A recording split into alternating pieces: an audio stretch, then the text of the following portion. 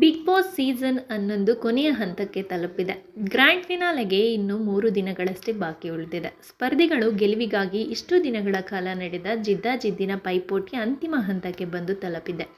ಸದ್ಯ big boss ಮನೆಯಲ್ಲಿ ಭವ್ಯ ಗೌಡ, ಹನುಮಂತ, ತ್ರಿವಿಕ್ರಮ, ರಜತ್, ಮಂಜು, Mokshitha finale ವಾರಕ್ಕೆ ಎಂಟ್ರಿ ಕೊಟ್ಟಿದ್ದಾಗಿದೆ. ಈ 6 ಮಂದಿಯ ಪೈಕಿ ಒಬ್ಬರಿಗೆ ಮಾತ್ರ ಬಿಗ್ ಬಾಸ್ ಟ್ರೋಫಿ ಕೈ ಸೇರಲಿದೆ. ಕಿಚ್ಚನ ಕೈಯಿಂದ ಟ್ರೋಫಿ ಎತ್ತಿ ಹಿಡಿಯೋರು ಯಾರು ಅನ್ನೋದು ವೀಕ್ಷಕರಲ್ಲಿ ತೀವ್ರ ಕುತೂಹಲ ಮೂಡಿಸಿದೆ.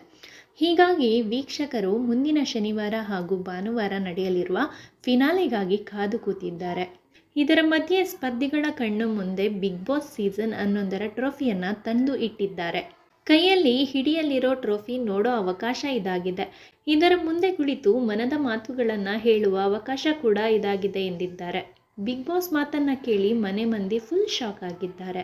ಇನ್ನು ಮೊದಲು ಟ್ರೋಫಿ ನೋಡಲು ಕ್ವಿವಿಟಿ ರೂಮ್ಗೆ ಹೋಗಿದ್ದಾರೆ. ಬಿಗ್ ಬಾಸ್ ಟ್ರೋಫಿಯನ್ನು ಅಷ್ಟು ಹತ್ತಿರದಿಂದ ನೋಡಿ ಮೋಕ್ಷಿತಾ ಫುಲ್ ಶಾಕ್ ಆಗಿದ್ದಾರೆ.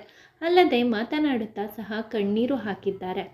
ಇನ್ನು ಟ್ರೋಫಿಯನ್ನು ನೋಡುತ್ತಾ ಮಾತನಾಡಿದ ಮೋಕ್ಷಿತಾ, ಬಿಗ್ ಬಾಸ್ ಯೋಚನೆಯೇ ನನ್ನ ತಲೆಯಲ್ಲಿ ಇರಲಿಲ್ಲ. ನಟನೆ ಕಡೆ ನನಗೆ ಆಸಕ್ತಿ ಇತ್ತು. ಬಿಗ್ ಬಾಸ್ಗೆ ಹೋಗಬೇಕು ಅನ್ನೋದು ಅಮ್ಮನ ಕನಸಾಗಿತ್ತು. ಅವರ ಕನಸನ್ನು ಈಡೇರಿಸಬೇಕು ಅಂತ ನಾನು ಇಲ್ಲಿಗೆ ಬಂದಿದ್ದೇನೆ. ದೇವರ ಹಾಗೂ ಜನರ ಆಶೀರ್ವಾದದಿಂದ ನಾನು ಇಲ್ಲಿಗೆ ಬಂದಿದ್ದೇನೆ.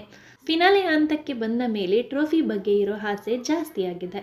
ಈ ಟ್ರೋಫಿ ಗೆಲ್ಲಬೇಕು ಅಂದರೆ ಅಮ್ಮ, ದೇವರ ಹಾಗೂ ಜನರ ಪ್ರೀತಿ ಆಶೀರ್ವಾದ ಇದ್ದರೆ ನನಗೆ ಸೇರುತ್ತೆ.